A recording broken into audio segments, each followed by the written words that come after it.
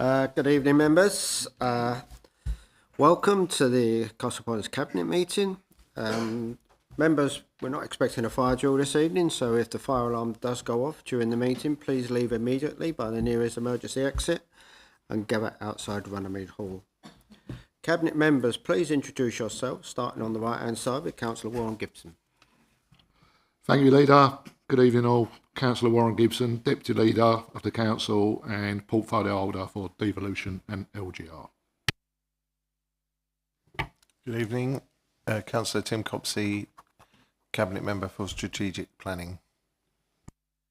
Good evening all. Councillor Ross Savage, Cabinet Member for People and Community. Yeah, thank you, Leader. Good evening all. Councillor Rob Lillis, Cabinet Member for Health, Wellbeing and Housing. Evening all, Councillor Tom Gibson, Cabinet Member for Special Projects and Assets. Good evening everybody, Councillor Barry Palmer, Cabinet Member for Economic Growth and Climate Action. Thank you, Leader. Good evening. Councillor Michael Fuller, Cabinet Member for Environment. Thank you, members, and also I'd like to welcome Councillor Grace Watson. Thank you, Leader. Councillor Grace Watson, Chairman of Overview and Scrutiny. Thank you. Agenda item 1, apologies for absence. Steinway. We have apologies from Councillor Mountford. Okay, thanks. Agenda item 2, members, declaration of interest. Do you have an interest to declare? No interest, members. Thank you very much. Agenda item 3, minutes of the meeting held on the 15th of October. Members, is that okay? I sign it as a true reflection of the meeting? Thank you very much. Agenda item 4, members, question or notice. Members, there are none. Agenda item 5, transfer of Solby House. Councillor Lillis, can you please introduce your report? Thank you very much, Leader. Cabinet, this is very much a good news story to kick off the meeting this evening. The purpose of the report is to propose the transfer of Solby House, which is at 107 Rectory Road, Hadley, from the housing revenue account, where it is used as council housing accommodation, to the general fund to be repurposed for recreational use. Some background: Solby House is a late 18th century landowner's country house, which was purchased by the Benfleet Urban District Council in 1936. Between 1959 and 1986, the property was converted to provide 7 bedsits for elderly people. This was reduced to 6 bedsits in 1986, and the property was then converted into 4 flats in 1996. The accommodation continued to be occupied by elderly people until about 2013, when the prevailing view was that the site should be redeveloped for commercial purposes. In view of the potential redevelopment of the site, the tenancy of the flats was changed to short-term lets of temporary accommodation. The building was subsequently used by the council as part of its statutory homelessness duties to provide temporary accommodation. As part of the council's housing improvement programme, it has been determined that the site would not provide accommodation of sufficient quality, even with remediation, to meet the decent home standard, and the site has been decanted and secured, with the last tenancy ending on 15 June of this year. The site remains, however, of strategic significance, given its location within the John Burroughs recreation ground and leisure and recreation facilities which the park provides and surround the house. As set out in paragraph 4.2, this location is not suitable for ongoing residential use. This creates an opportunity to repurpose the site to complement and enhance the facilities within the recreation ground and provide more functionality of the space for local residents. In order to do this, however, it is necessary to transfer Solby House out of the remit of the HRA and into the remit of the General Fund. That transfer can only take place with the consent of the Secretary of State for Housing, Communities and Local Government, and a formal process needs to be followed. The HRA currently owns the building and the parking immediately outside the premises, and this is illustrated on the map in paragraph 4.5 of the report before you. A satellite image is shown in paragraph 4.6 of the report, with the area of the HRA ownership outlined in red. The remainder of John Barrows Park is owned by the council and is in general fund land. Following Cabinet approval to undertake the application under sections 19 and 32 of the Housing Act 1985, the council can make an application to the Secretary of State for the transfer of the asset from the HRA to the general fund. This requires the completion of a form detailing the status of the property, whether tenanted or vacant, the disposal will be to, including the council's general fund, providing a copy of an independent valuation, not more than 3 months old at the time of the application, how it fits with the council's housing strategy and aims, and the reason for the disposal, and why it is in the best use, or why it is the best use of the land. And the consent process and the timeline is set out in Appendix 1. The Ministry of Housing, Communities and Local Government will seek views from the Regulator of Social Housing before making a decision, and aims to respond within 4 to 5 weeks of the application being made. This process may, however, take longer. The remote location of this site, in the middle of a public park and recreational grounds, makes it unsuitable for continued housing use, as it is prone to vandalism, antisocial behaviour, and noise and disturbance. This is a problem particularly outside of normal working hours and weekends. The condition of the property will require extensive works to make it suitable for its ongoing use as residential accommodation and meeting decent home standard. There are some structural issues, and the age of the property has a bearing on the ability to meet appropriate decent home standard. Potential repurposed uses include those that would support the park and visitors to the park. The park does not currently have a cafe and only limited public toilets. The building could, potentially, be used to provide these facilities. In addition, there may be scope to consider options to provide space for a local museum, archive or learning centre for school visits, or a meeting space for clubs and other local community groups. The Asset Review Board would discuss and agree the options before making a recommendation to Cabinet. It is important to note that the purpose of this report is for Cabinet to approve the application to the Secretary of State being made. A further report will be needed to set out the detailed proposed uses, the need for any planning consents, business case, communication strategy, and resources required. To manage costs, it is proposed that any further work necessary for the application to the Secretary of State is completed using existing resources and reported to the Asset Review Board, with the next report to Cabinet after the Secretary of State has made their decision. This minimises the risk of abortive expenditure. There are 2 options for Cabinet this evening. Option 2 is the preferred option, that is, to apply to the Secretary of State for Housing, Communities and Local Government for the transfer of the property to the General Fund so that the building can be better used and sustained as a recreational asset. The regulatory and financial risks associated with the transfer of the property are set out before you in the report. I would just highlight reputational risks.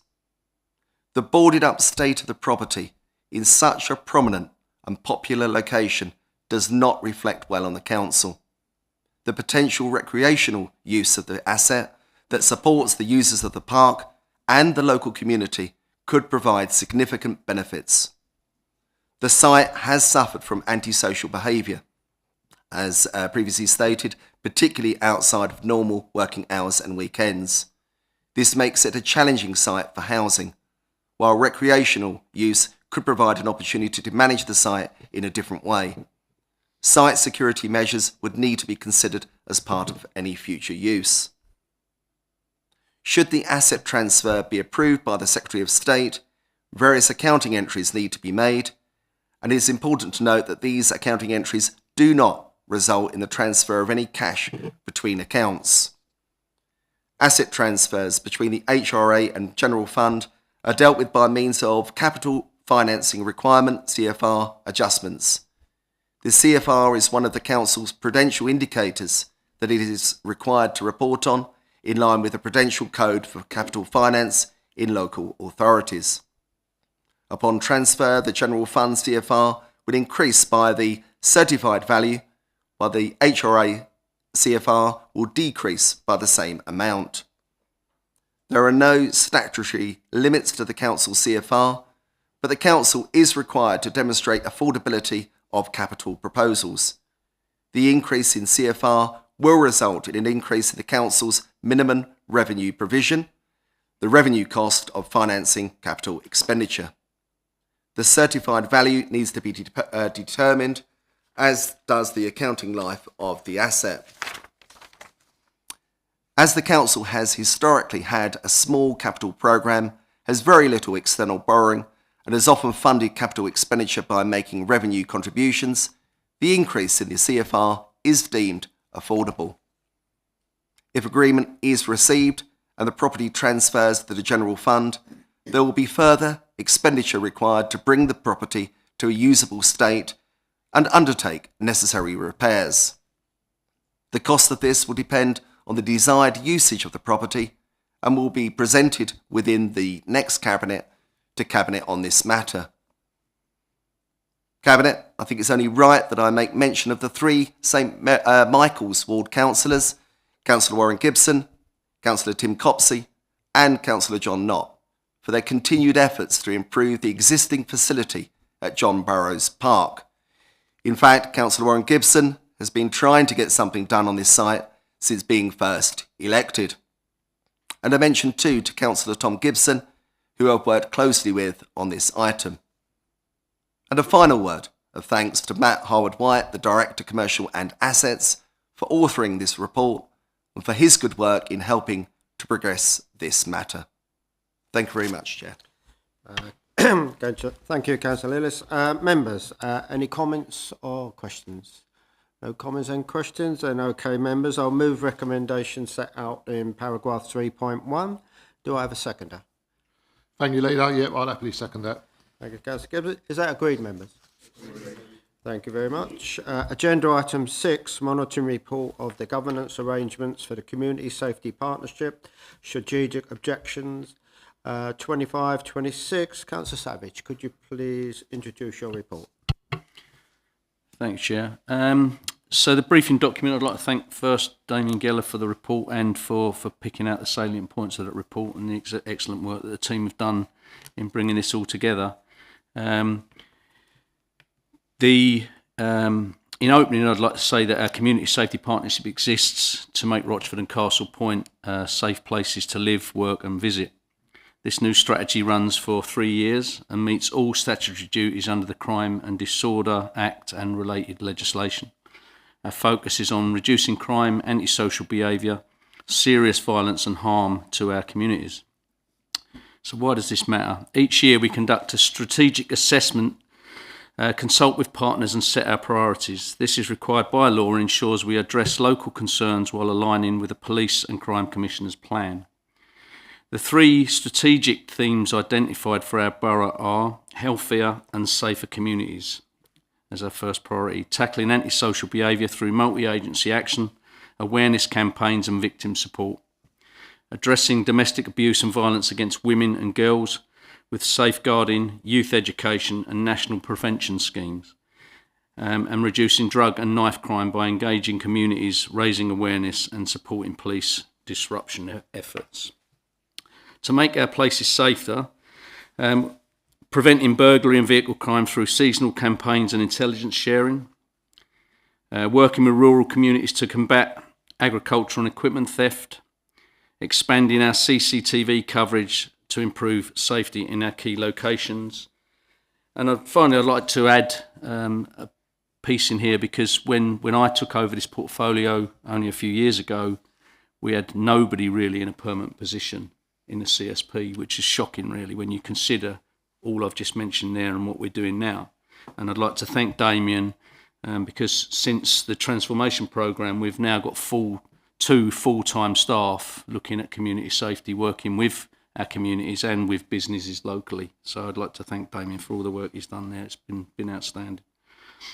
And thirdly, the third priority is to making our environment safer by promoting road safety through hotspot analysis, safety driving campaigns and school initiatives, which we've seen all around the borough recently, managing speed via Speedwatch and collaboration with the Safer Essex Roads Partnership. So in closing, I'd just like to say the strategy is about partnership working, prevention of crime and disorder, and making people feel safe across our borough. And together we plan to build stronger, safer communities for everybody. And that's the report, Chair. Thank you, Councillor Savage. Members, are there any questions or comments? No? Okay then, members. I will move the recommendation set out in paragraph 3.1. Do I have a seconder? Thank you, Chairman. I'll second that. Thank you, Councillor Gibson. Members, is that agreed? Agreed. Thank you very much. Agenda item 7, Building Control Enforcement Policy. Councillor Copsey, please could you introduce your report? Good evening.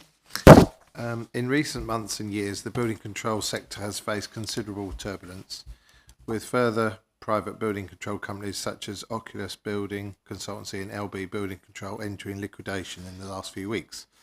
These developments underscore the importance of a robust, resilient and accountable public sector building control function, one that places public safety and regulatory compliance at its core. I am proud to say that Castle Point continues to offer such a service, thanks to the tireless efforts of our officers.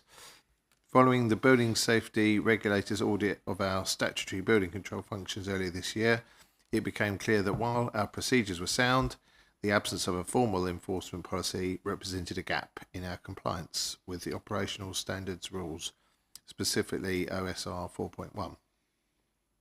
Officers responded swiftly, presenting the ISO 9001-2015 LABC Quality Management System Enforcement Policy to Cabinet in February this year for adoption as an interim measure, which reflected industry best practice. The Building Safety Regulator requested in July that we provide a bespoke Castle Point policy by the 28th of November. However, we had already recognised at the time that a generic policy would not fully reflect the unique context, risks and priorities of Castle Point, with work underway by officers to create a bespoke policy. Officers have developed a bespoke building control enforcement policy tailored to our local circumstances and aligned with the expectations of the regulator. This new policy introduced a structured, risk-based approach to enforcement, ensuring that our decisions are proportionate, transparent and consistent.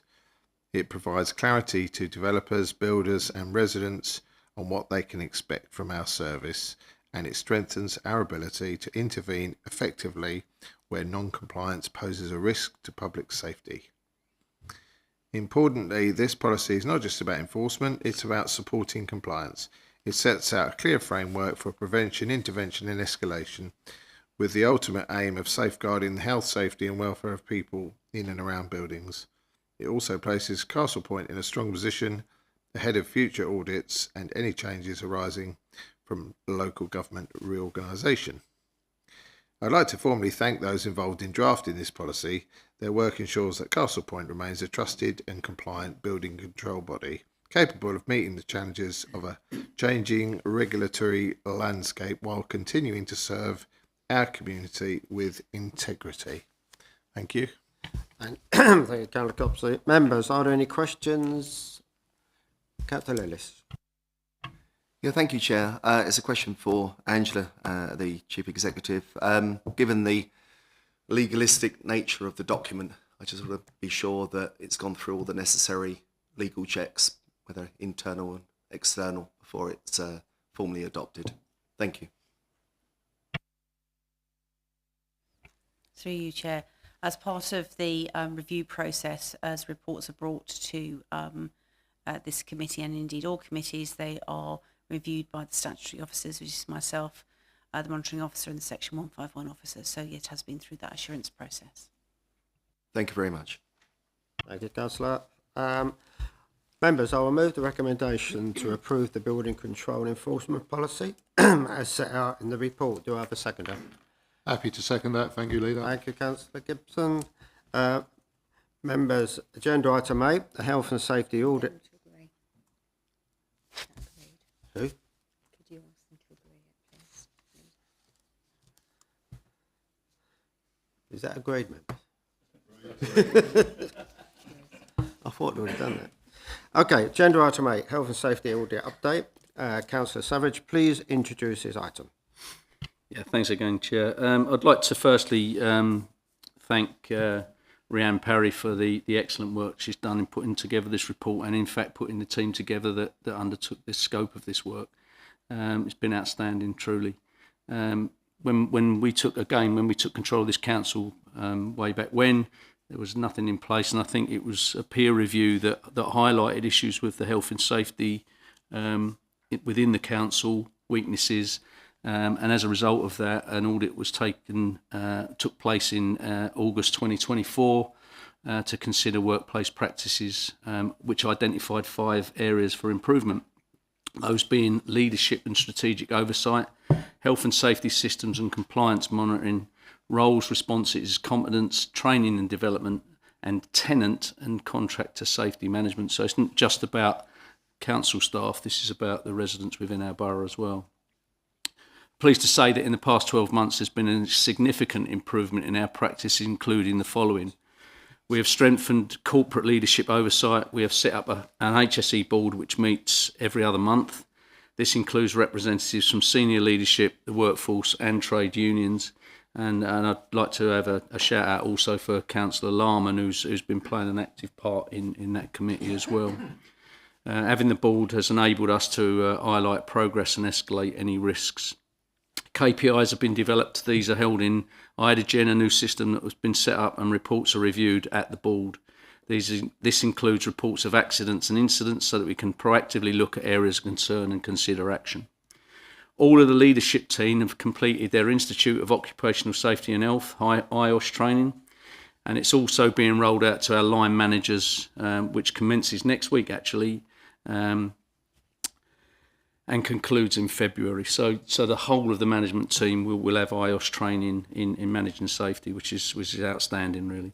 Mandatory e-learning continues to be rolled out to all of the workforce with completion rates of approximately 97% already. That's office safety, fire, asbestos, etc., etc. We've also developed a training and skills matrix to identify the capabilities of each role. For example, conflict management and inspection training was identified and in-person training is being rolled out. We have also improved our tenant and safety contractor safety management and have created a tenant handbook to support the onboarding process so that the standards and expectations are set and maintained. In addition, key requirements from contractors, e.g. certificates, etc., are included as part of the procurement process and are checked as part of the onboarding process. These are reviewed regularly. 12 months on from the audit, many of the activities have become business as usual, which is great to see. However, we continue to develop our systems and data so that we continue to review our effectiveness. We have updated the terms of reference to the HSE board and have created an operational group with Tier 4 managers so that we can grow capability and learning across the organisation. Our ultimate goal is to embed a culture of safety across the organisation where everybody has knowledge of their responsibilities. And I'll just add, a meeting that we had this afternoon highlighted to me just how far we have come as a council, and again it's largely down to Rhiannon. She takes much credit for this. You know, when they did that original audit, I think there was something like 22 areas that they looked at. Many of them were red, some of them were amber, and we had nothing in green at all. You know, in terms of the RAG ratings, it was quite shocking. I'm pleased to say that we've got many areas in green now, a few in amber, and nothing in red. So, you know, I think it's an outstanding piece of work that all the members of that board, the employees, the trade union guys, Rhiannon and the team have done. So I'd like to thank them all for that. And I'm sure that the place is a safer place for it. So, thank you, Chair. Thank you, Councillor Savage. And I just want to add the fact that this is a massive bit of work undertaken by everybody, including the officers, to actually achieve where we are now to what we started with. So I personally like to thank everybody for all their hard work. It's something that needed to be done, and I think we've done well to get to where we are. Members, that item is for noting. Is that noted? Thank you, members. Agenda item 9, the Asset Review Board Terms of Reference. Councillor Tom Gibson. Thank you, Leader. Nice short one from me this evening. This is just a little bit of administrative governance that we need to do, just in terms of the Asset Review Board Terms of Reference, which, as you know, is a working group of Cabinet, meets regularly to discuss any acquisitions and disposals of council assets. I won't read through the whole report and I won't read through the whole Terms of Reference, but I'll just draw members' attention to the changes proposed.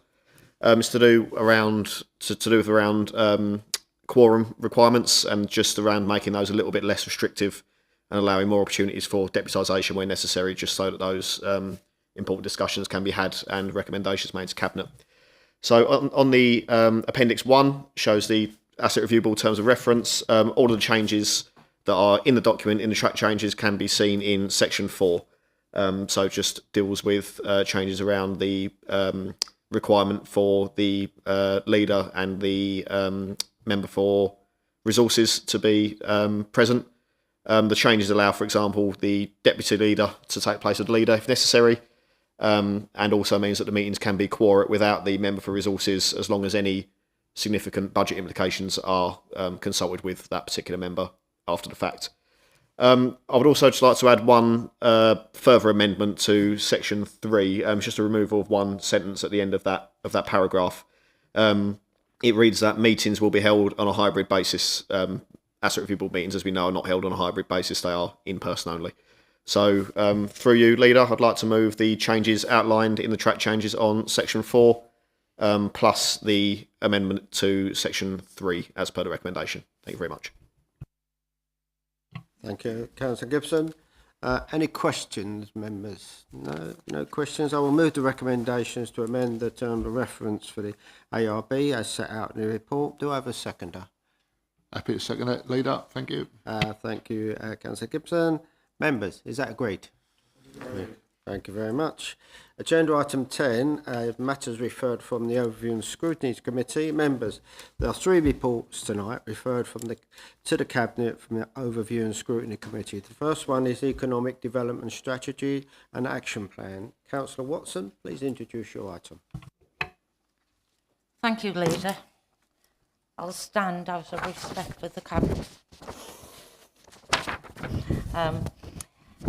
I am pleased to present the Economic Development Strategy and Action Plan for Castle Point.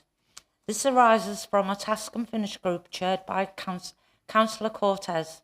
Task and finish group met on 5 occasions, and lots of data gathering and collaboration has gone into producing this document. The strategy sets out Castle Point's position on wider economy, identities, opportunities for growth, and sets out a series of actions which fall under 4 key themes of supporting our businesses, building a skilled workplace, growing productivity and participation, developing our town centres. The actions set out in the strategy can be achieved over the next 3 years. Some of the actions are already being delivered, and there is evidence that we should continue to deliver and promote the good work that is already going on. A small number of actions require additional resources. The draft strategy and action plan was presented to the Overview and Scrutiny Committee on the 21st of October. Members of the Overview and Scrutiny Committee were broadly happy with the strategy. That there were, however, some suggested amendments and additional action around inclusive employment and improving equality and diversity within the proposals around the building a skilled workforce. These have now been addressed, and the equality impact assessment has been updated.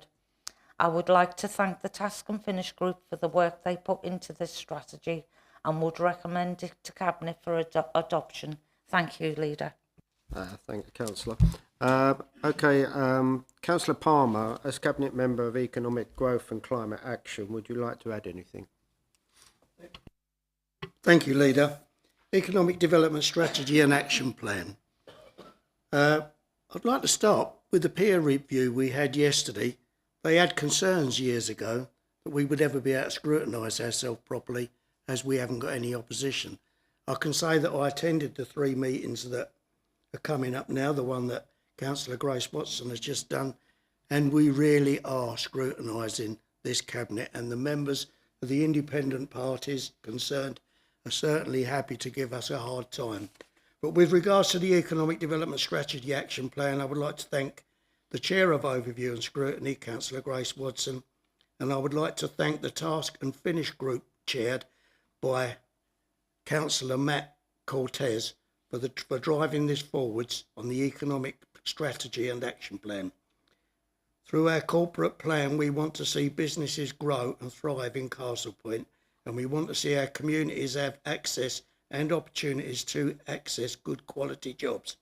This strategy and action plan will put us on a path to delivering this, and I'm pleased to endorse the recommendations of the Overview and Scrutiny Committee and adopt it.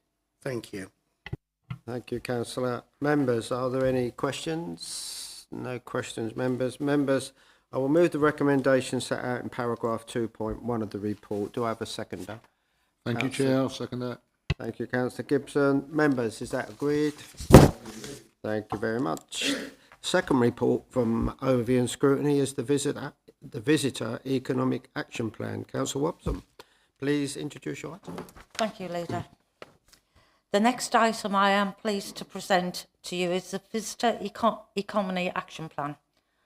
We had a task and finish group chaired by Councillor Jones working tirelessly around the opportunities that tourism could bring to our local area and the local economy. The result of the work is an action plan focused on tourism development. This is the first such action plan for Castle Point. The action plan has been informed by the engagement with the key tourism-related businesses and operators, and the community groups having fed into the document. This engagement helped to create of the SWOT analysis, sorry, I can't say it, on page 16, which led to the action plan. It was recognised that the Borough needs to do more to promote itself and its visitor attractions. A strong visitor brand for Castle Point is crucial, which could be used on the website, visitor entry points, signage and marketing material. The action plan proposes working with the expertise of Visit Essex and through a newly established Castle Point Visitor Economy Partnership Group to achieve this. There are 17 recommended actions which can be delivered in the short and the medium term. These cover the themes of heritage, food, drink and recreation, outdoor activities including sport, competitive and hobbyist.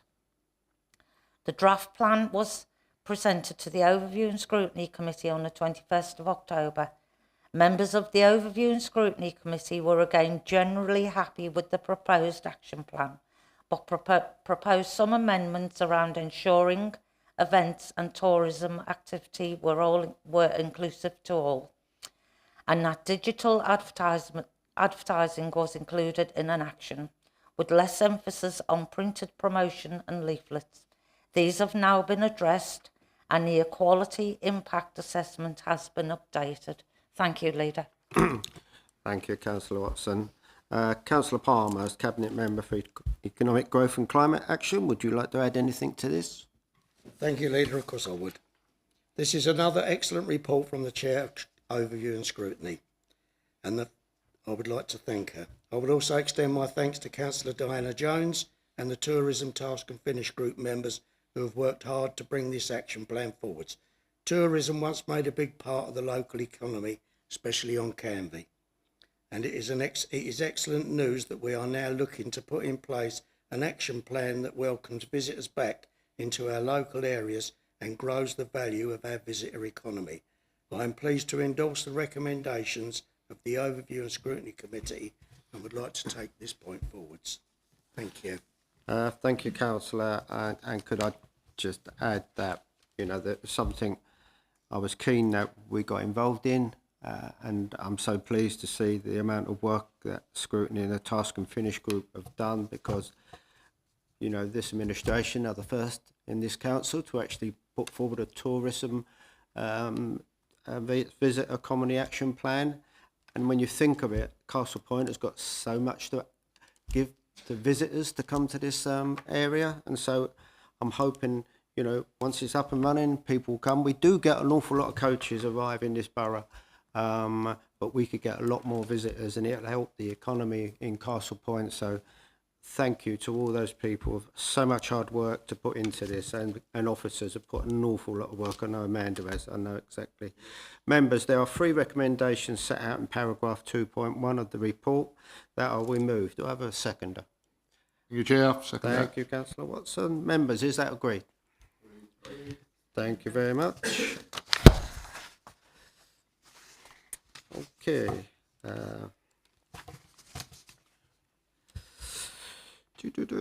Hang on.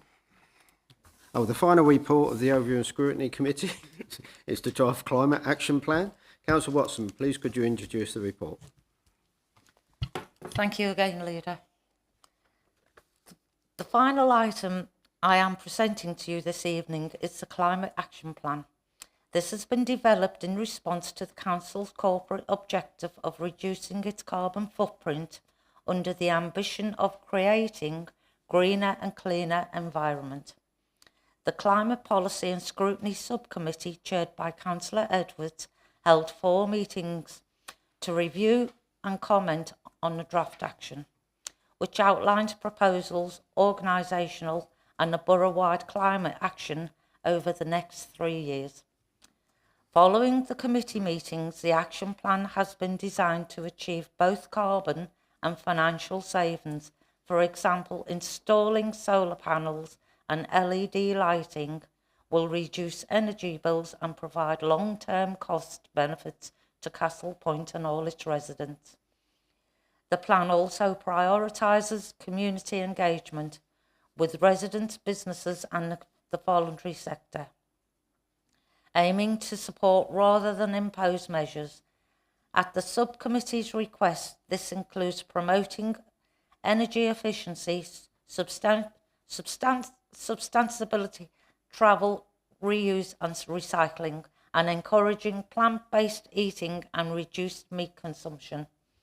There are some policies to note that do have a non-recoverable cost, which has been supported by the subcommittee.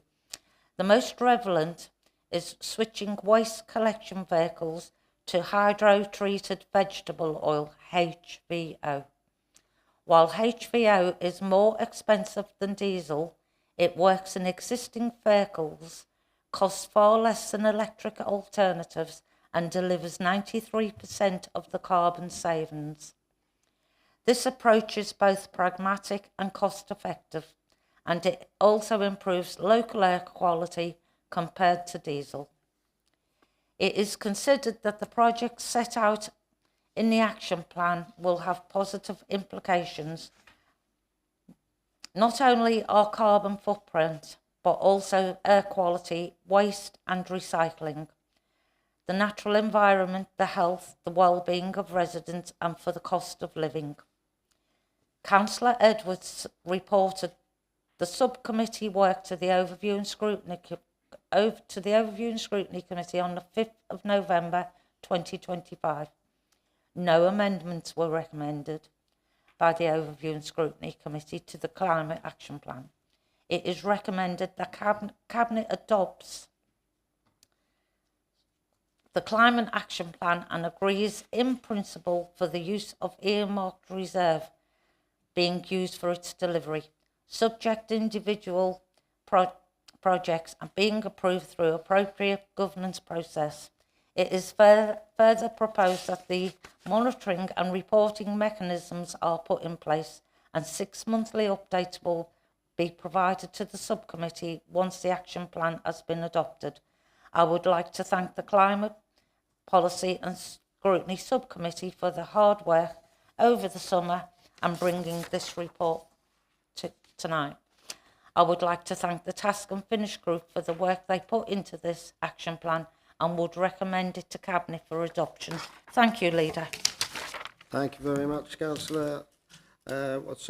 Councillor Palmer, is there anything you'd like to add to that? Thank you, Leader. Again, this is something we've taken to a whole new level. With our corporate plan, we have committed to reducing our carbon footprint, and I'm pleased the Overview and Scrutiny Committee have worked to bring this important report forwards. I would especially like to thank Councillor Alan Edwards for his work in chairing the Climate and Policy Subcommittee which led to this work. It is clear that we can make some good carbon savings across our estate and operations, which would also benefit the Council financially in terms of the reduction in costs. It is also clear that we can use our influence and role within the community to advocate for and support residents in making the changes they want to make to reduce their own carbon footprint and the cost of energy. I am therefore pleased to endorse the recommendations of the Overview and Scrutiny Committee and support the delivery of this action plan and its ongoing monitoring and review. Thank you, Leader. Thank you, Councillor. Before I move for recommendations, I'd also like to say thank you to the Overview and Scrutiny Committee and Councillor Grace Watson and all the subcommittees and task and finish groups. They've had an excellent year, a lot of hard work, a lot of agendas, and they've got through it excellently. So I would just like to thank them all. Councillor Lillis. Yeah, thank you, Leader. It's just a bit of housekeeping on that particular item. I was looking at Appendix 2, the Equality Impact Assessment. It may be the version that we've been provided, but page 4 onwards doesn't appear to be completed, so if someone could just tidy that up prior to publication, I'd appreciate it. Thank you. Thank you very much. Members, there are 4 recommendations set out in paragraph 2.1 of the report. I will move. Do I have a seconder? More than happy to second, Chair. Thank you. Thanks, you, Councillor Gibson. Is that agreed, members? Agreed. Thank you, members. That concludes the formal business for this evening. I declare the meeting closed at 7:43. Thank you very much and good night.